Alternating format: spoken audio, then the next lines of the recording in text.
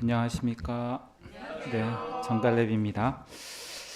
오늘 말씀의 제목은 목자들의 성탄절입니다. 말씀은 누가복음 2장 8절에서 20절 말씀입니다. 요절은 누가복음 2장 11절 말씀입니다. 다 같이 읽어보겠습니다. 시작. 오늘 다윗의 동네에 너희를 위하여 구주가 나셨으니 곧 그리스도 주시니라. 제가 잠깐 기도하고 시작하겠습니다. 하나님 아버지, 주일 예배 허락하여 주심을 진심으로 감사합니다. 부족한 자를 하나님의 말씀을 대언하는 자로 세우셨습니다. 하나님께서 긍휼히 여기시고 하나님의 말씀을 온전히 대언하여 증거할 수 있도록 부족한 자를 도와주시기를 간절히 기도드립니다. 감사하고 예수님 이름으로 기도드렸습니다. 아멘. 오늘 말씀은 성탄의 말씀이지만 이야기의 주인공은 목자와 천사들입니다. 천사는 왕도 아니고 신학자도 아닌 목자들에게 나타나 예수님의 탄생 소식을 전합니다. 성경에서는 목자를 가축, 특별히 양을 기르는 자들로 묘사하고 있으며 좋은 의미로 사용하고 있습니다. 예수님도 선한 목자는 양들을 위해 목숨을 버리거니와 라는 말씀으로 자신을 목자로 비유하셨습니다. 반대로 나쁜 의미로 해석되는 양을 기르는 사람들은 삭군으로 불립니다. 성경에서는 해석상 좋은 의미로 목자라는 단어를 사용하긴 하지만 당시의 목자는 가난하고 천한 직업을 가진 사람들로 분류되었습니다. 저는 이번 성탄 말씀으로 어떤 말씀을 섬길까 기도하다가 천빈한 목자들에게 천사가 찾아와 성탄 메시지를 전한 이유가 무엇일까 궁금해졌습니다. 고단하고 힘든 삶을 살던 가난한 사람들이라, 또 밤늦게까지 일하는 성실한 사람들이라, 그래서 순수하게 복음을 받아들일 수 있는 사람들이라 선택받은 것이 아닌가 생각하였습니다. 물론 그럴 수도 있습니다. 하지만 말씀을 준비하며 구약의 역사적 사실을 기초로 목자들이 어떤 사람들인지 배울 수 있었습니다. 말씀을 통해 천사가 찾아간 목자들이 어떤 사람들인지, 또 목자에게 전해진 천사의 메시지가 무엇인지 배울 수 있기를 기도합니다. 1장 목자들의 성탄절. 때는 가이사 아구스도가 로마를 통치하던 시대였습니다. 그는 시저의 양아들로서 삼두 정치에서 패권을 잡고 로마의 황제가 되었습니다. 그는 벽돌의 로마를 대리석의 로마로 만들었다는 말이 있을 정도로 로마를 부흥시켰고 법률과 달력을 만들었으며 또 강력한 군사력을 바탕으로 팍스 로마나 시대를 열었습니다. 그는 절대 권력자였고 그의 말 한마디는 천하를 움직였습니다. 이런 가이사 아구스도가 거대 제국 로마를 유지하기 위한 재정 확보를 위해 모든 지배 지역에 호정령을 내렸습니다.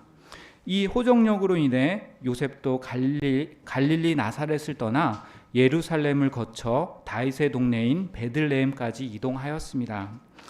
요셉은 정혼한 마리아와 동행했고 마리아는 이미 만삭의 몸이었습니다. 그들이 베들레헴에 도착했을 때 해산할 날이 차서 출산하고자 여관을 구했습니다. 하지만 사람들은 산모에게 방 한 칸 내어줄 마음의 여유가 없었습니다. 마리아는 할 수 없이 가축 우리에서 아기를 출산한 후 강보에 싸서 구유에 뉘었습니다. 8절 말씀을 읽어보겠습니다. 8절 말씀 읽어보겠습니다. 시작. 그 지역의 목자들이 밤에 밖에서 자기 양떼를 지키더니. 아기 예수님이 탄생했을 무렵 베들레헴 외곽의 한 들판에 추위와 어둠을 이기며 양들을 지키는 목자가 있었습니다. 성경학자들은 이 목자들이 레갑의 후손들이라고 생각합니다. 베들레헴과 예루살렘 사이에는 베탁게렘이라는 지역이 있었습니다. 느헤미야 3장 14절에는 베탁게렘 지방을 다스리던 레갑의 후손 말기야가 바벨론으로부터 돌아와 성전을 재건하는 느헤미야를 도와 분문, 여기서 분자는 똥분자고 문자는 문문자입니다. 그래서 오물을 내보내는 문, 그 문을 세웠다는 사실이 기록되어 있습니다. 이 기록은 레갑의 후손들의 거처가 베들레헴 근처임을 말해주고 있습니다. 그러면 이 레갑의 후손들이 어떻게 양을 치는 목자들이 되었습니까? 레갑은 요나답의 아버지입니다. 그러니까 레갑의 후손인 요나답의 후손이 됩니다. 요나답은 BC 8세기경 북이스라엘의 10대 왕인 예후를 도와 바알 숭배자들을 척결한 사람입니다. 그는 하나님의 율법을 회복하기 위해 우상 숭배자들을 진멸하였습니다. 하지만 예후 왕이 변절하여 베델과 단에 금송아지를 만들어 우상을 숭배하고 더 많은 토지를 사유하려고 하자 요나답은 하나님의 율법이 회복되는 이스라엘을 꿈꾸며 그의 후손들에게 집을 짓지 말고 장막에 살며 포도를 재배하지 말고 포도주를 마시지 말라는 명령을 주었습니다. 이때부터 레갑의 후손들은 요나답의 명령을 순종하여 장막 생활을 하며 유목 생활을 하였습니다. 이런 레갑 후손에 대한 관한 기록은 BC 5세기경 유다 18대 왕 여호야김 시대에도 있습니다. 여호야김은 하나님의 말씀을 불태운 악한 왕이었습니다. 여호야김 시대에 포도농사와 포도주 산업은 권력을 갖고 있는 우상 숭배자들이 관리하는 산업이었습니다.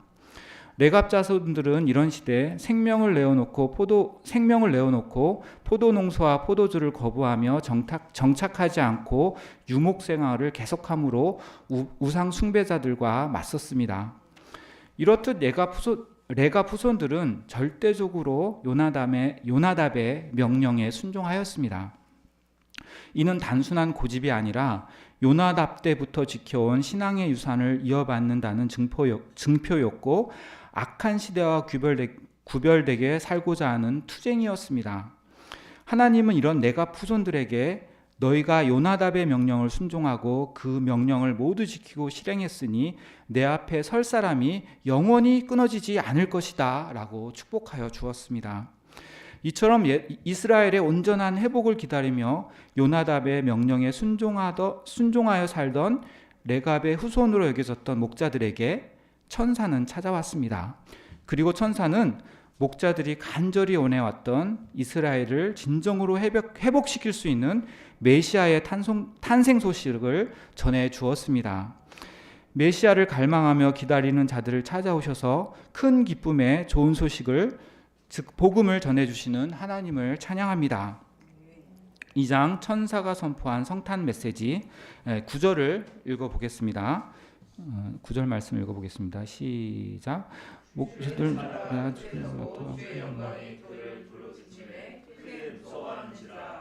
목자들 앞에 주의 천사가 나타나자 하나님의 영광이 목자들에게 환하게 비추었습니다.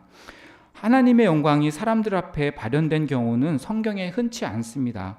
모세가 시내산에서 하나님께 율법을 받았을 때 하나님의 영광의 강체가 그 얼굴에 반사되어서 백성들이 모세를 쳐다보지도 두려워 가까이 하지도 못했던 일이 있었습니다.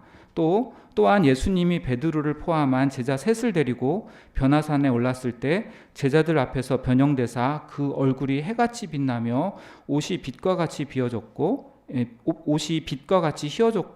빛난 구름이 덮여 그 속에서 이는 내 사랑하는 아들이라 라는 하나님의 음성이 들리자 또 제자들이 두려워 엎드려졌습니다.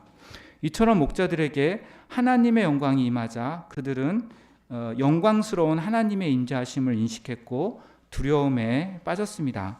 10절 말씀을 한번 읽어보겠습니다. 시작. 천사가 이르되 무서워하지 말라. 보라, 내가 온 백성에게 미칠 큰 기쁨의 좋은 소식을 너에게 전하노라.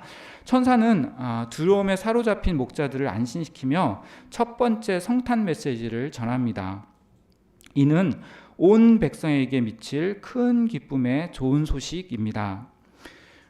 로마 시대의 기쁜 소식은 로마 황제가 전쟁에서 승리했다는 그런 표현이었습니다. 하지만 이 소식은 로마 시민 외에는 기쁜 소식이 아니었습니다. 전쟁으로 인해 죽은 사람들의 가족에게는 그리고 전쟁 포로로 끌려온 사람들에게는 슬프고 고통스러운 소식이었습니다.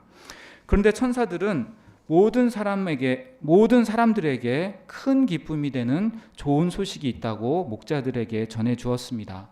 11절 말씀을 읽어보겠습니다. 시작. 오늘 다윗의 동네에 너희를 위하여 구주가 나셨으니 곧 그리스도 주시니라. 천사들이 전한 큰 기쁨의 좋은 소식은 예수님의 탄생의 소식입니다. 초고령 사회로 진입하는 우리 사회의 출생률은 세계 최저이고 그 낮아지는 비율도 급격합니다. 이런 우리나라에서 아기가 태어났다는 소식은 그 가족뿐 아니라 사회 공동체의 기쁨이요 좋은 소식입니다. 그런데 예수님의 탄생은 글로벌한 큰 기쁜 소식이요 시대를 초월한 좋은 소식이 됩니다. 그러면 왜 큰 기쁨의 좋은 소식이 됩니까? 첫째로는 예수님께서는 우리의 구원자가 되시기 때문입니다.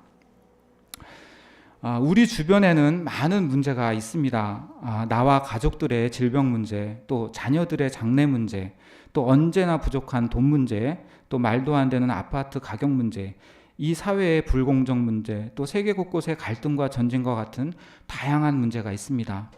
이런 문제들은 우리를 힘겹게 합니다. 그러나 성경은 이런 문제들이 근본 문제가 아니라 죄와 죽음이 가장 근본적인 문제라고 이야기합니다. 인간은 본래 하나님의 형상대로 창조된 고귀한 존재들입니다. 하지만 인간은 하나님을 알면서도 하나님을 영화롭게도 하지 않았고 감사하지도 않았습니다. 하나님을 벗어나 잘 살 수 있을 것이라고 생각했지만 오히려 그 생각과 마음이 허망해지고 미련해졌습니다. 하나님을 벗어나 잘 살 수 있을 것이라고 생각했지만 오히려 그 생각과 마음이 허망해지고 미련해졌습니다. 2번 했네요. 오히려 돈이 하나님이 되고 자기 성실, 자기 고집, 자기 성실과 자기 고집, 세상 지식이 우상이 되어버렸습니다. 하나님을 떠나자 영적, 도덕적, 윤리적인 죄에 빠져 살 수밖에 없는 존재가 되었습니다. 또한 그 죄의 대가인 죽음의 고통을 맛보며 사는 존재가 되었습니다. 하나님께서는 이런 인간을 긍휼히 여기셨습니다. 그리고 아버지가 그 자녀들을 사랑하듯 사랑하셨습니다. 하나님께서 세상을 이처럼 사랑하사 독생자를 주셨으니 이는 그를 믿는 자마다 멸망하지 않고 영생을 얻게 하려 함이라. 이처럼 아기로우신 예수님은 우리의 죄와 사망의 문제를 해결해 주시고 영생을 주시는 구원자가 되십니다. 이 예수님을 찬양합니다. 둘째로 예수님께서는 우리의 주님이 되심으로 큰 기쁨이요 좋은 소식이 됩니다. 주는 로드, 곧 주관자의 의미입니다. 당시 온 세상은 로마 황제 가이사 아구스도가 주관하는 것 같았습니다. 해산할 곳도 없어 가축우리에 구에 누이신 아기는 초라하고 약해 보였습니다. 하지만 천사는 이 아기 예수님을 그리스도인 주님이라고 선포하십니다. 민주주의 국가에서는 선거를 통해 정치 지도자가 선출됩니다. 이렇게 선출된 지도자들은 헌법과 법률이 정한 범위 내에서 위임된 권력을 행사합니다. 별것 아닐 거라 생각할 수도 있지만 선거 결과로 부여된 권력은 사실 상상 이상으로 강력합니다. 보통 사람들의 일상생활에 영향을 줄 뿐 아니라 때로는 사람들의 생명에도 영향을 미치기까지 합니다.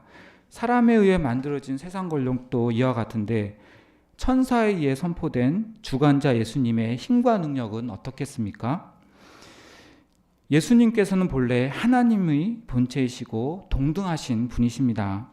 창조주이시지만 자신을 비워 아기로 이 땅에 오셨고 하나님의 언약의 말씀에 죽기까지 순종하여 십자가에 죽으셨습니다. 하나님께서는 이런 예수님을 지극히 높이시고 주관자 예수님 앞에 하늘과 땅에 있는 모든 자들로 무릎을 꿇게 하셨습니다. 이 예수님께서 우리의 주님이 되십니다. 그러므로 우리는 우리의 삶과 모든 것을 주관자 예수님께 맡길 수 있습니다. 우리의 주관자 되신 예수님을 찬양합니다. 이제 천사들은 구주가 탄생했다는 표적이 무엇인지 전해줍니다. 11절 말씀을 한번 읽어보겠습니다. 11절 말씀 시작. 너희가 가서 너희가부터 12절 말씀 시작.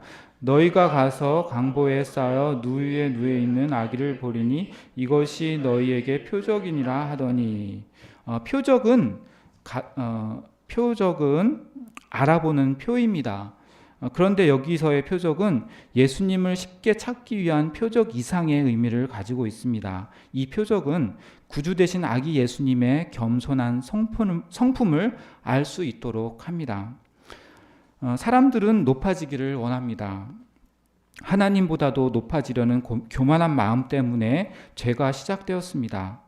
교만은 죄의 근본이고 또 패망의 선봉입니다. 예수님은 하나님과 동등됨의 기득권을 버리고 자신을 낮추어 구유에 놓인 아기로 오셨습니다. 또한 이 땅에 사는 동안에도 예수님께서는 그 누구보다도 더 낮아지고자 하셨습니다.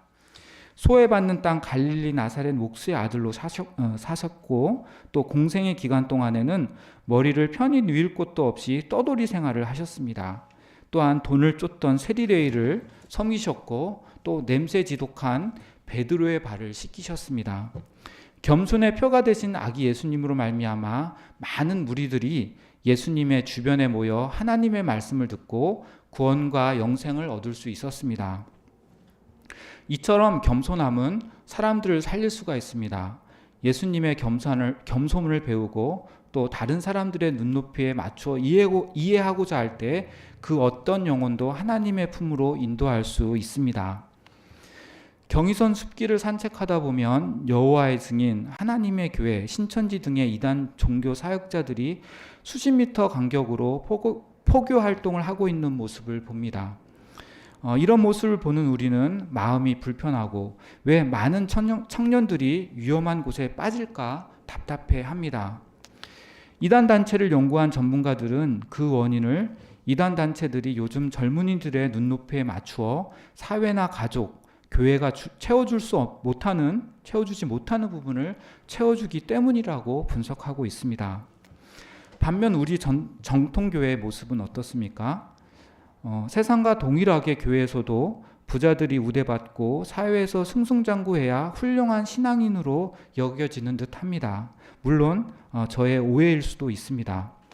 하지만 과연 우리 교회의 눈높이가 요즘 청년들의 눈높이인가 고민하게 됩니다. 회사에서 20, 30대 소위 MZ 세대라고 불리는 친구들과 종종 이야기하고 그들의 삶에 대해 이야기를 듣습니다. 우선 그들은 실력을 쌓고자 경쟁에서 이기고자 너무나도 열심히 노력을 합니다. 불공정으로 자신들이 피해받는 상황을 최악으로 여깁니다. 최선을 다함으로 지쳐있고 또 단군일에 부모 세대보다 못 사는 세대가 될 수 있다는 생각으로 불안해합니다. 결혼을 하고 싶어도 못하고 결혼을 해도 많은 부부가 자녀를 갖지 못합니다. 왜냐하면 자녀들을 자신들과 같은 삶을 살게 하고 싶지 않기 때문입니다. 단지 현재를 즐기며 행복한 삶을 추구합니다. 이런 청년들에게 겸손의 왕 예수님은 어떻게 낮아져 눈높이를 맞추어 주실까 생각을 하게 됩니다. 저희가 이들을 이해하고 눈높이를 맞추어 섬김으로 아기 예수님을 선물할 수 있기를 간절히 소원하고 기도합니다. 14절 말씀을 한번 읽어보겠습니다. 14절 시작. 지극히 높은 곳에서는 하나님께 영광이요 땅에서는 하나님이 기뻐하신 사람들 중에 평화로다 하니라. 천사의 메시지가 선포된 후 호련히 하늘의 군대가 큰 무리를 이루며 하나님을 찬송하였습니다. 하늘에는 하나님께 영광이요 땅에서는 사람들 중에 평화로다. 예수님께서 이 땅에 오심은 하나님께 영광입니다. 또 그를 영접하고 기뻐하는 모든 믿는 자들과 이웃들에게는 평화입니다. 이번 성탄이 하나님께 영광이요 이 땅에서는 평화가 될 수 있기를 간절히 소원하고 기도합니다. 15절 말씀을 읽어보겠습니다. 시작. 천사들이 떠나 하늘로 올라가니 목자가 서로 말하되 이제 베들레헴에 가서 주께서 우리에게 알리신 바 이루어진 일을 보자 하고, 천사들이 떠나자 목자들은 베들레헴으로 가서 우리에게 말씀하신 일이 정말로 일어났는지 보자며 서둘러 구유에 놓인 아기를 찾아 나섰습니다. 그들은 천사의 메시지를 듣고 지체하지 않았습니다. 목자들은 구원자 되시며 주관자 되실 메시아를 조상 때부터 대대로 기다려 왔습니다.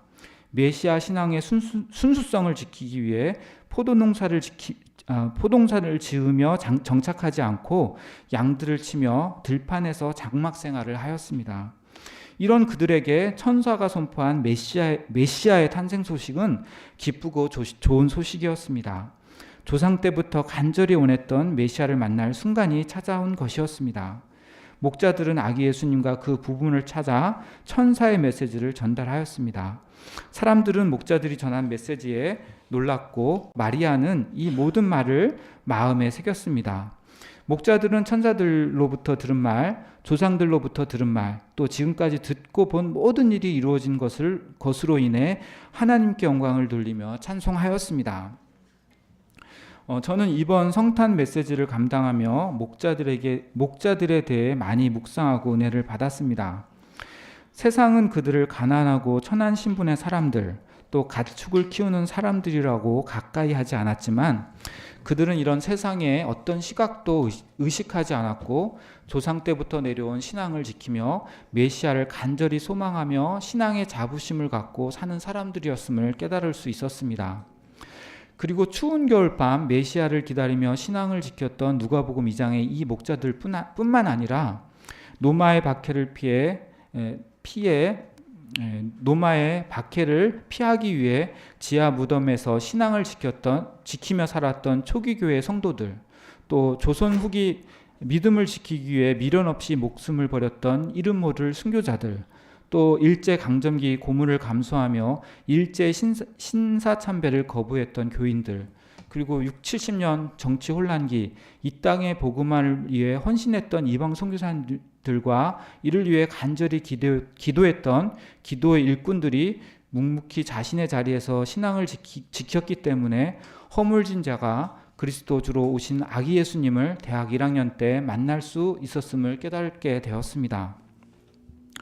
사실 저는 코로나를 겪으며 더욱 팽배해진 반기독교적인 사회 분위기 이뿐 아니라 이런 사회 변화를 직시하지 못하고 오히려 가진 기득권을 움켜쥐려 하는 듯한 한국 교회의 모습을 볼 때 무기력감이 많이 들었습니다. 무엇을 한다는 것 자체가 무의미하다는 생각이 들었습니다. 하지만 오늘 말씀을 준비하며 부족한 자에게 임한 구원의 은혜, 또 주와 복음을 위해 살고자 하는 사명의식, 또 그리고 하나님 나라의 산소망을 붙들고 믿음의 중심을 지키고자 할 때 믿음의 주요 온전케 하시는 예수님께서 저와 함께 하시고 하나님의 구속의 역사가 줄기차게 이어질 것이라는 믿음을 가질 수 있게 되었습니다. 부족한 자에게 새롭게 믿음을 주신 하나님께 감사를 드립니다. 결론적으로 아기 예수님은 구주요 그리스도로 이 땅에 오셨고 이 복음의 소식은 모든 사람들에게 미치는 큰 기쁨이요 좋은 소식이 됩니다. 이번 성탄 시즌 이 복음의 소식을 통해 하나님의 영광이요 하늘에는 영광이요 이 땅에는 평화가 넘치기를 간절히 기도합니다. 제가 기도하고 마치겠습니다. 하나님 아버지, 누가복음 말씀 통해서 예수님이 구원자요 또 저희의 주관자 되심을, 메시아 되심을 배울 수 있도록 도와주심을 감사합니다. 저희가 이 매순간 구원자 되신 아기 예수님, 또 저희를 주관하시는 주관자 되신 메시아 되신 예수님을 심정에 믿고 영접하는 자들이 될 수 있도록 도우시기를 간절히 기도합니다. 이번 성탄 시즌 이 메시아 되신 아기 예수님의 탄생 소식이 전파되어 이 하늘에는 하나님께 영광이요 또 이 땅에는 평화가 임하는 은혜로운 역사가 넘칠 수 있도록 도와주시기를 간절히 기도드립니다. 귀한 시간 주심을 감사합니다. 예수님 이름으로 기도드렸습니다.